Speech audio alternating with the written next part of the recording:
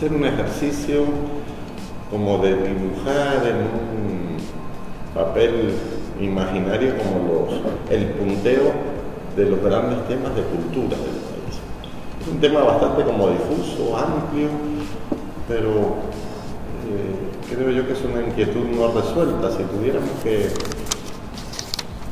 comenzar a diseñar como una hoja de ruta sobre los grandes temas de cultura del país, más allá de las herramientas que tenemos, de la ley, de lo que ha pasado, de la historia, nos gustaría que hoy jugáramos un poco con las palabras vinculadas a cultura. ¿Cuáles serían esos temas para las nuevas autoridades que se van a sentar en el gobierno que tenemos que poner sobre la mesa? Después, si pudiéramos priorizarlo sería mejor, pero empezar como a ubicar temas importantes para la gestión cultural, para la agenda cultural, retos, necesidades, desafíos. ¿Qué le sugerirían ustedes a las autoridades?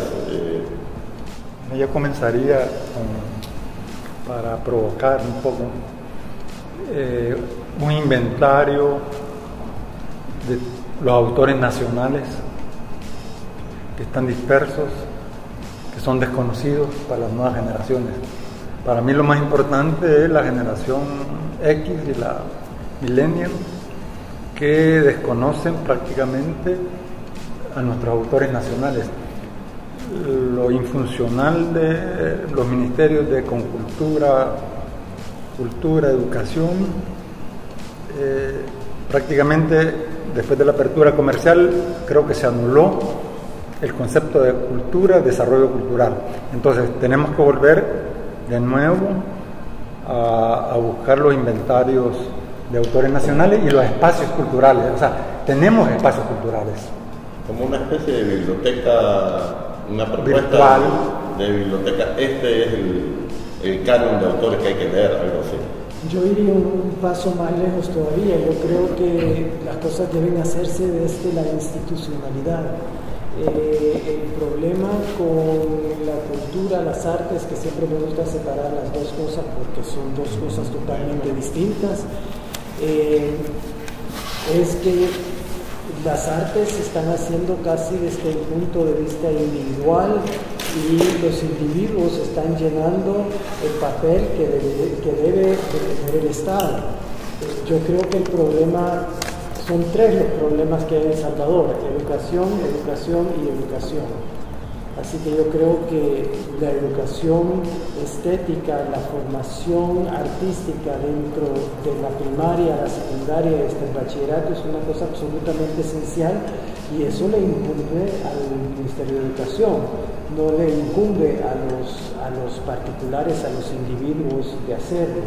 Entonces a mí me parece que esa es la primera cosa que hay que ver, es una reforma dentro del sistema educativo para impartir estos conocimientos y dar esta formación que es realmente yo sí creo firmemente que el arte transforma las vidas de las personas. Y para cerrar tu intervención, Rubí, ¿estás de acuerdo con dos preguntas? Se creó un Ministerio de Cultura, se creó el ISAR, por allá está el CENAR, se creó el INFOD, que va a formar maestros también en el área de arte. ¿Te sientes cómodo con esa institucionalidad o qué hay que decir de eso? Con la institucionalidad me parece muy bien, pero no están todos debajo de la misma sombría. O sea, el CENAR da diplomas que no son reconocidos ni por el Ministerio de Educación. Entonces, a mí me parece que las instituciones están muy bien creadas, pero ¿cómo funcionan? O sea, este sistema de entrenar maestros para que den clases de arte, pues en mi campo, en las artes escénicas, me parece totalmente absurdo pensar que maestros rurales los vas a entrenar durante un sábado cada mes, durante 2 años para que capacitarlos para que sean profesores de teatro. Es totalmente absurdo cuando El problema es que el problema termina siendo un problema económico, porque esto lo he hablado con el ministro de Educación cuando me llamó para este proyecto. Y yo le dije al ministro de Educación, ¿y por qué no contratar a personas apasionadas que están en su campo, que son teatreros, que tienen la capacidad y la pasión para enseñar, para ir a dar estas clases? Y y ahí se topa uno con problemas de presupuesto, ¿verdad? Entonces el problema sigue siendo un problema de dinero, que parece que hay entonces, pero que no se usa para las cosas que se deben usar. Lo que pienso es de que desde hace bastante tiempo se estaba reclamando para el área de cultura dos cosas. Una era elevar a un nivel superior lo que era la administración de la cultura. Se crea la Secretaría de Cultura en sustitución de lo que existía antes, que era con cultura, y terminó que la medicina fue peor que la enfermedad. Porque es increíble lo que ha pasado en los últimos 10 años, a donde ha habido 5 cabezas en la institución cultural del Estado. Pero en la actual administración eso se eleva por fin a el rango de ministerio. No creo que eso sea solución, pero era una de las aspiraciones por las cuales más se discutió, se trabajó y se pudo. Por otro lado, era la ley de cultura. Y todos sabemos cuál fue la historia de la ley, y que por fin se termina aprobando uno. Todos la critican, todos dicen que no es suficiente, pero existe. Entonces yo creo de que quienes puedan asumir la conducción a nivel de gobierno de la cultura en nuestro país tienen dos herramientas por las cuales se ha luchado y peleado. Una es la estructura administrativa y el otro es el marco legal. Entonces, para mí, eso da unas posibilidades bastante grandes. Si las personas que lo asumen toman en consideración esos dos factores. Yo siempre he dicho de que cuando uno escucha en las campañas políticas de todo nivel, no solo del presidente, la gente ha confundido cuál es su rol, y empiezan los diputados que quieren entrar a la asamblea a ofrecer cosas como que ellos iban a ser ejecutivo, o como que fueran a ser del órgano judicial. En ese orden, a nadie le he escuchado de que va a cumplir la ley. Nadie dice, voy a cumplir la ley.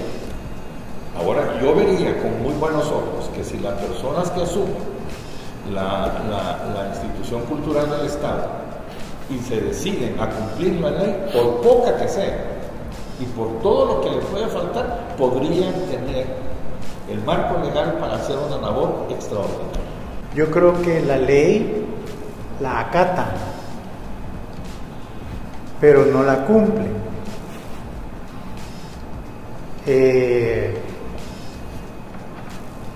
No se cumple porque no hay un reglamento para la ley, y eso debería de haberse hecho desde que se propuso a la asamblea y se dio conocimiento de la ley.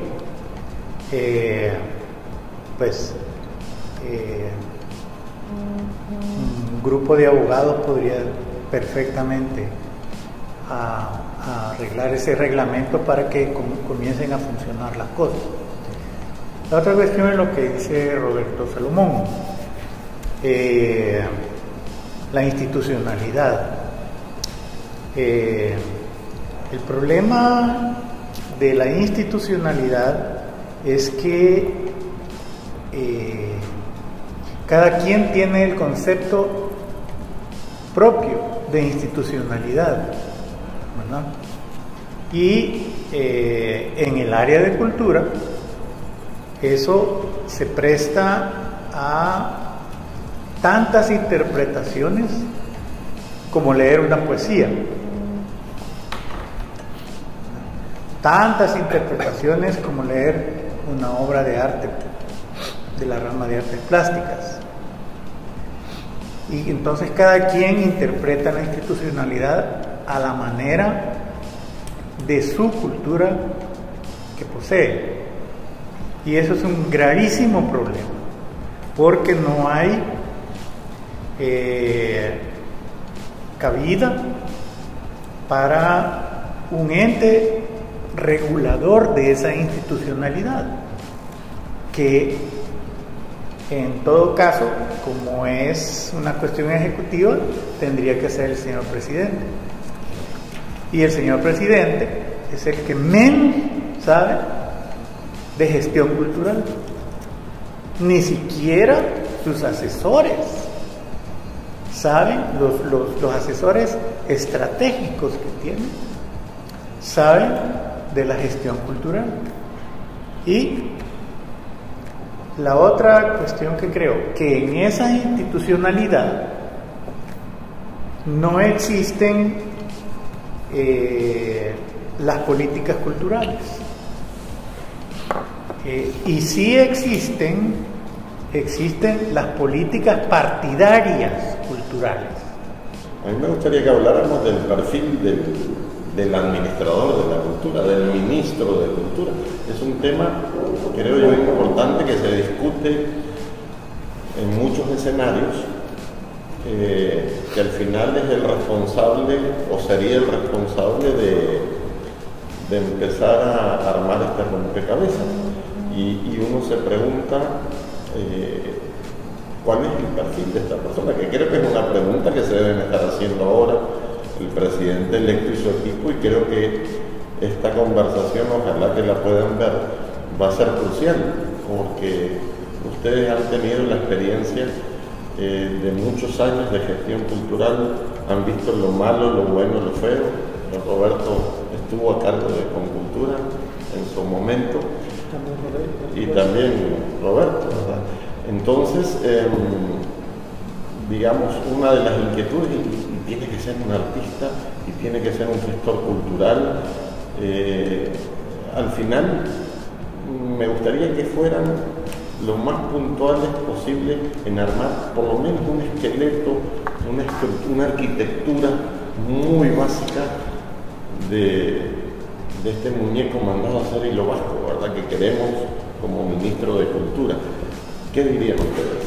Yo creo que es un problema de voluntad política. Primero, se quiere que un Ministerio de Cultura funcione como tal. Yo he renunciado a un puesto que me han ofrecido en el Ministerio de Cultura, en el ISAR, precisamente diciéndole a la ministra de Cultura: mientras no te apoye la presidencia, no veo qué puedes hacer. O sea, a mí me parece, yo sí creo mucho en los símbolos. Por ejemplo, creo que el Palacio Nacional debería de tener una finalidad cultural, no solamente artística, cultural, artística y cultural. El Palacio Nacional está en el centro de San Salvador, está enfrente de Catedral, es un símbolo de la nación. Ahí se le está dando la importancia que la cultura merece. Entonces, de repente, si no existe la voluntad política de valorar los símbolos, entonces puede estar la persona más capaz en el Ministerio de la Cultura, pero mi experiencia ha sido en El Salvador que, bueno, la primera es volvemos a hablar de Walter Benne, que pudo hacer lo que hizo porque tenía el apoyo del presidente. Esa es una característica fundamental, digamos, primaria, que tú pondrías sobre la empresa privada. Usted mira todas las instituciones privadas que han funcionado aquí, y es porque hay alguien con mucho poder o con mucho dinero o con mucha voluntad que está apoyando este proyecto. Los proyectos necesitan apoyo y el Ministerio de Cultura es un proyecto y por lo tanto necesita el apoyo de más arriba. Mira, líderes artísticos creo que sobran, están dispersos cada quien en su mundo. Sobran, no. ¿A dónde? Líderes, estadistas que entiendan cómo está integrada cultura, arte, conocimientos estéticos, son los que faltan. El problema está que un ministro, que no lo vamos a hacer en hilo bajo, aunque se podría hacer en miniatura, es que tiene que tener una visión integrada. Yo pienso que debería de tener la calidad de un rector, como lo es un rector de una universidad, rector de la Universidad de la UCA, el rector de la Universidad Francisco Gavidia, el rector de la Tecnológica. Debería tener esa calidad. Y lo pienso porque un rector se rodea de personas más sabias que él y las deja trabajar.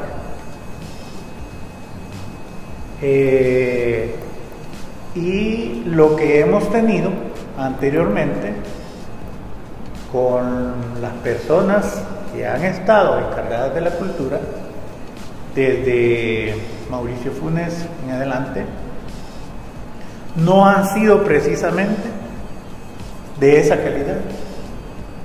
Han sido personas que no quieren competencia, ni quieren llevar mejores personas que ellos en términos de conocimiento para que puedan hacer las cosas.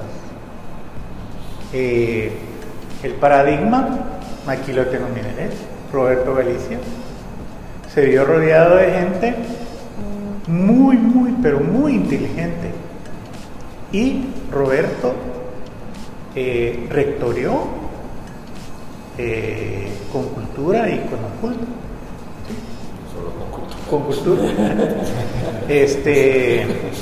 Con gente que él trajo, ¿verdad?, a trabajar, que le dieron capacidad institucional. Yo trabajaba en Patrimonio Cultural, director de Patrimonio Cultural, y nunca me cuestionó porque traje arqueólogos estadounidenses, ¿verdad?, porque eran los que sabían, más sobre cómo hacer las cosas. En el inicio tuvo que haber un rescate arqueológico de emergencia de solo 3 meses del Cerrón Grande, y trajimos arqueólogos jóvenes que sabían muchísimo. Ahora son personas muy importantes en el mundo de la arqueología. Hicieron lo que tenían que hacer, ¿verdad? Y estaba Stanley Bowles dirigiéndolos, y él sabía que eran mucho más capaces que él porque eran más jóvenes. Entonces, si la idea de tener gente que conoce más que uno le da solidez a la institucionalidad, ¿por qué no hacer eso? ¿Por qué no rectorear esas capacidades que son mayores que las de uno y hacer funcionales? Quisiera hacer un paréntesis aquí nomás, porque Roberto Hueso acaba de decir algo que para mí es esencial y que es un problema, es uno de los grandes problemas culturales que tenemos en el país. Dijo que Stanley Bowles confió en estos arqueólogos que traían porque eran más jóvenes que él y por lo tanto sabían más. No necesito decir más. Confiar en los jóvenes. Si saben más que nosotros. Don Roberto Galicia. Debo reconocer que cuando yo trabajé en el gobierno, las cosas eran mucho menos complicadas. Y no es promoción, esto no es promoción. ¿Por qué? Que ahora. Fíjate que No había memes ni redes no había redes sociales. Hoy cualquiera se siente autorizado para desautorizar a cualquiera a través de un anónimo. Y eso es serio. Pero como no tenés teléfono celular. Pues no me entero. Y vivo tranquilo y yo más feliz que un montón, pues no vivo pendiente de la posada. No, mira, yo lo que veo es de que el respaldo, el apoyo es fundamental. Sin eso no podés hacer mayor cosa. Y creo que el primer respaldo que debe de tener, me atrevo a expresarlo en voz alta, la persona que llegue, que todo apunta, que ya sabemos más o menos quién es, y que creo que podría hacer un buen papel, es combatir desde adentro la burocracia. Porque acabo de estar oyendo algunas entrevistas que les han hecho en otros medios a algunos gestores culturales y artistas, y todo se habla de que del presupuesto el 90 y no sé cuánto % se va en la burocracia. Pero la burocracia se crea adentro, no se impone desde fuera. Entonces, si creen las personas que va a hacer una mejor gestión llenándose de más y de más y de más personal y creciendo hacia abajo, no va a salir adelante con ningún tipo de solución. ¿Cuántas personas había en las dos gestiones, más o menos, por situar una cifra, en la Dirección de Cultura o en Concultura en su época? Solo para tener... Yo no recuerdo, pero cuando me tocó a mí la gestión en Concultura, cuando yo llego, a finales del 95 se aprueba un decreto con el cual se logra que un montón de personas se retiren voluntariamente. Y quedaron más o menos. Y se quedó a una expresión mínima. La 101 se llamaba. ¿Cuántas? La resolución 101. No recuerdo, porque acordémonos también que la institución tiene una personal. serie de personas que son, bueno, la Orquesta Sinfónica no es que solo sea el director y su personal administrativo, son los 60 músicos. Supongamos que son 200, ahí deben de haber 1000. Pero en la oficina central, digamos, la gente que estaba en la administración, 50, 100 personas. 50, 60 personas. Y en tu época, igual hicimos también una limpieza que la hizo por orden de Cecilia Gallardo Decano, ya en la segunda edición de mi trabajo ahí. Antes había sido con una mujer extraordinaria, ministra, Angélica Díaz, una mujer increíble, que dio permiso de hacer todo, cambios y todo. Por ejemplo, televisión educativa. Comenzó con 52 empleados cuando se inició. En 10 años ya eran 100. Pero en el periodo de Duarte eso se quintuplicó, llegaron casi a 2000. Y cuando hicimos una prueba con esta persona educada en administración cultural, se hizo un examen y había gente que no podía leer y escribir y tenía el cargo de secretaria. Entonces volvemos a la institucionalidad. Lo que pasó fue que ellos mismos renunciaron. Había gente que tenía sueldos y no llegaba, ¿verdad? ¿Y qué fue? ¿Por qué se hizo eso? Bueno, porque supimos durante ese gobierno anterior que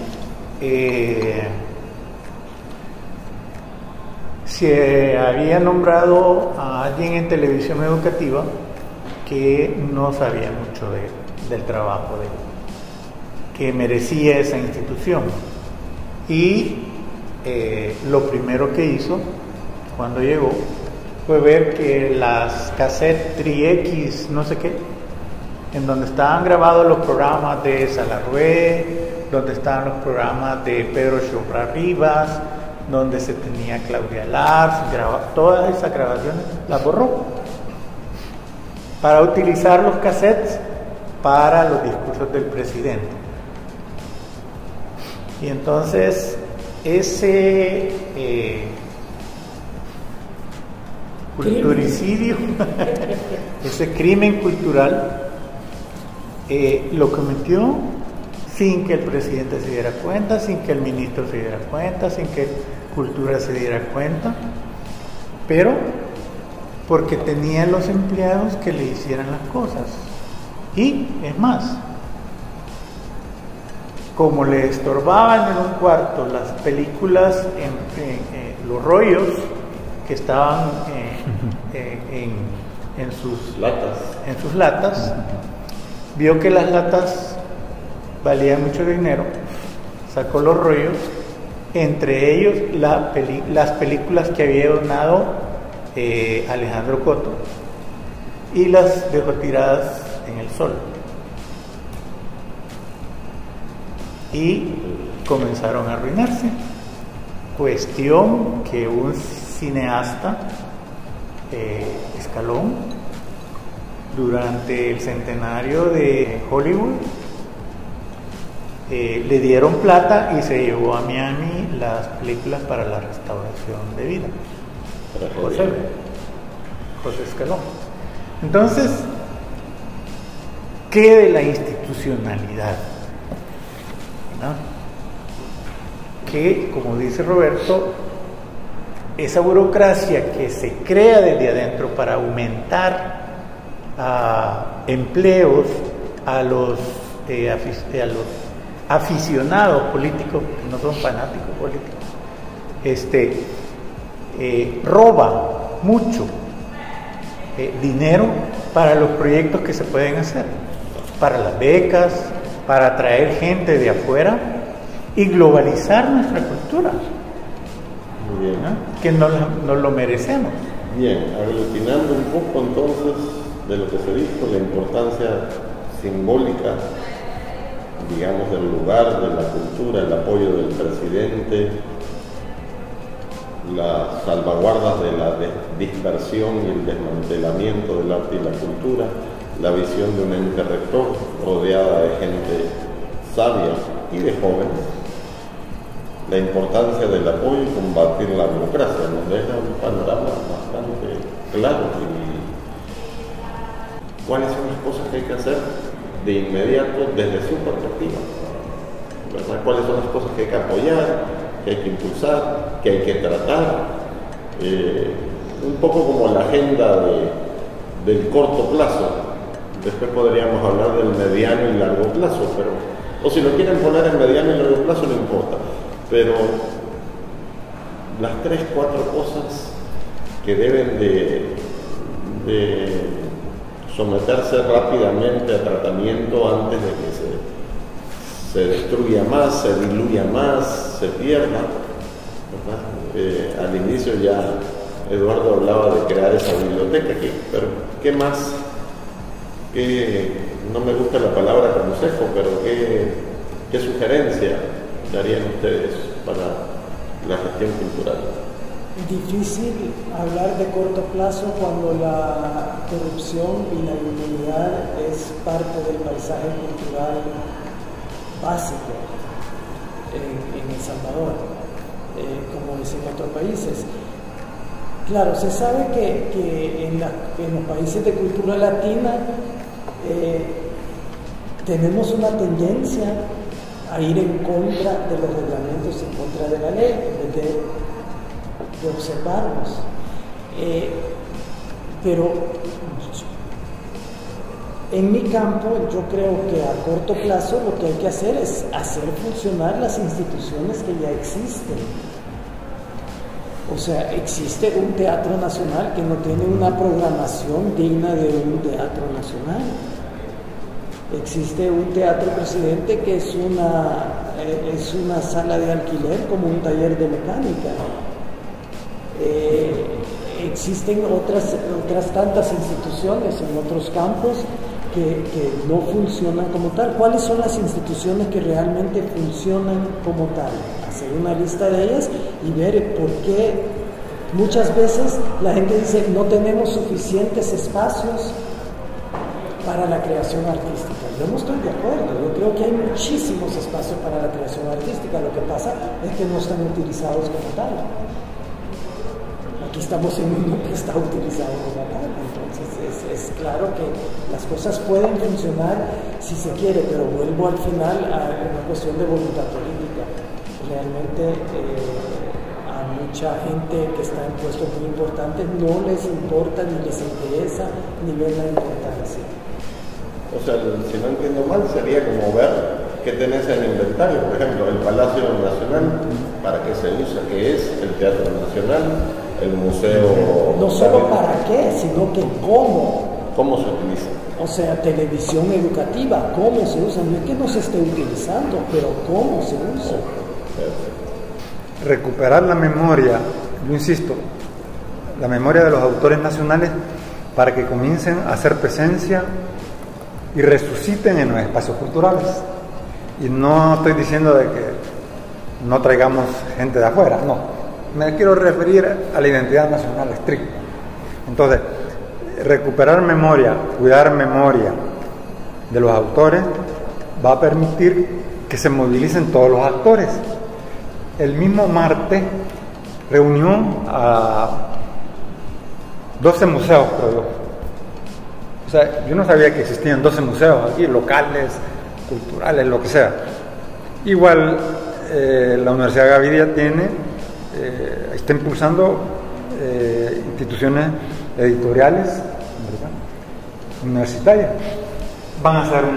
Están haciendo unas reuniones, eso es inédito, ¿va?, que las editoriales físicas se estén reuniendo.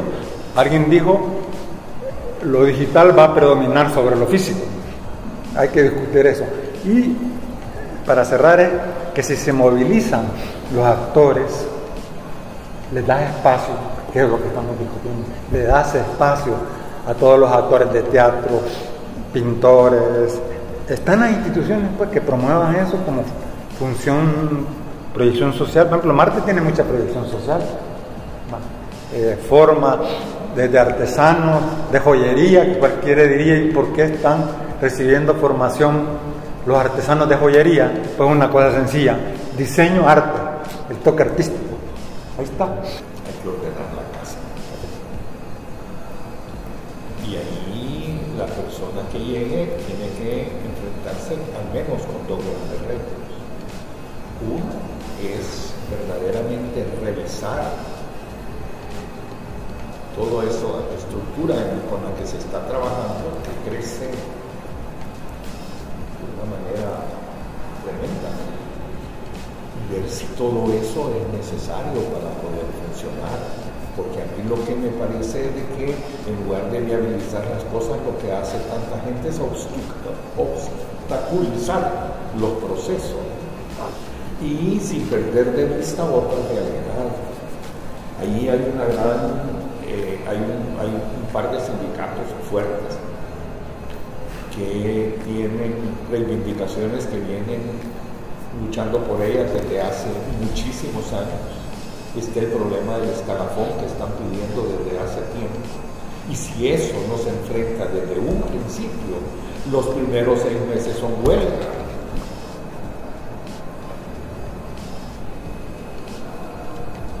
Entonces, ordenar la casa implica también tener respaldo para que decirle, mira, hacerlo.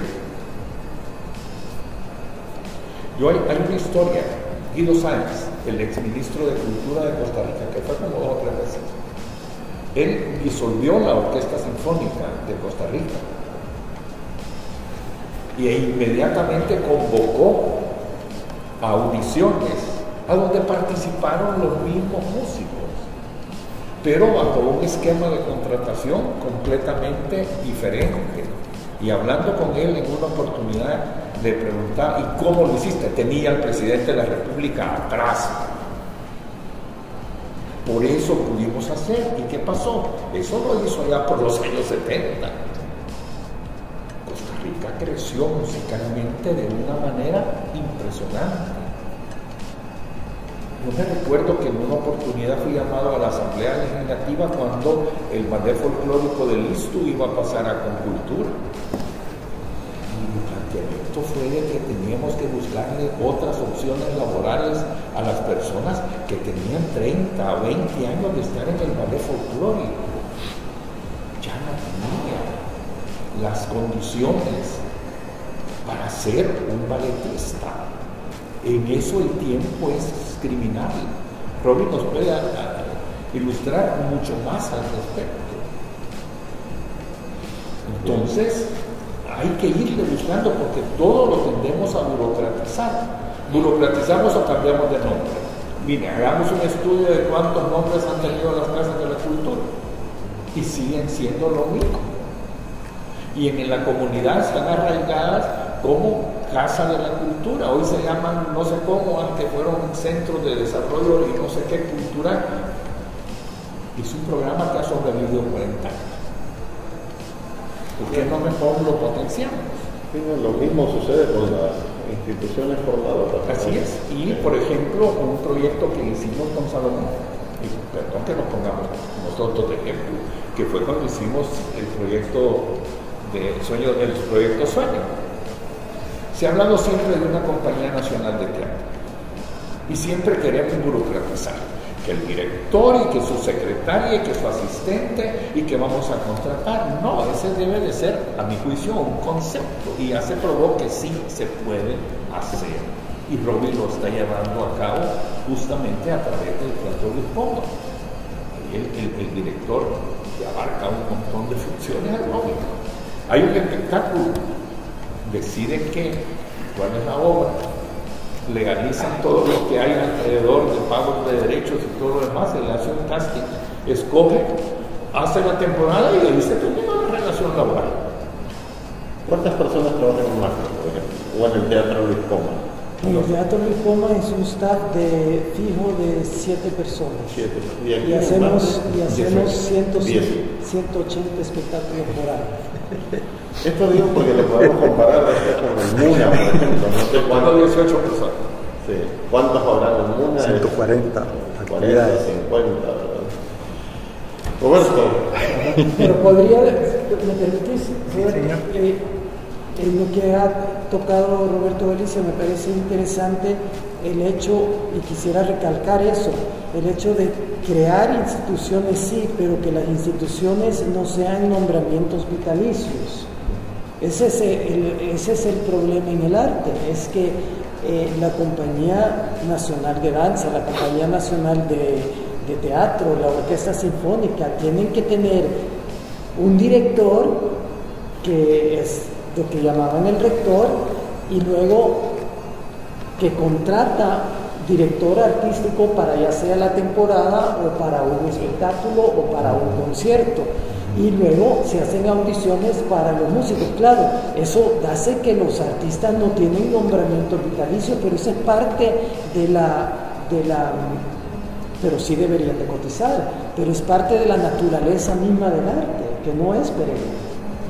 Bueno, alguien nos va a criticar porque vos y yo tenemos 15 años de estar en la misma posición. 15, 50.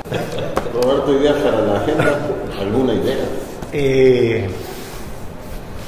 Ya te dijo, hacer que funcione lo que existe, el tema de identidad, ordenar la casa, revisar lo necesario, la relación con gremiales y formas de contratación. ¿Qué más?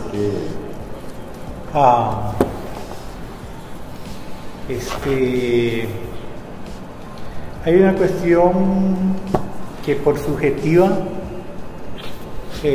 no lo mencionamos, pero sí tiene mucho que ver en cómo tratamos lo cultural.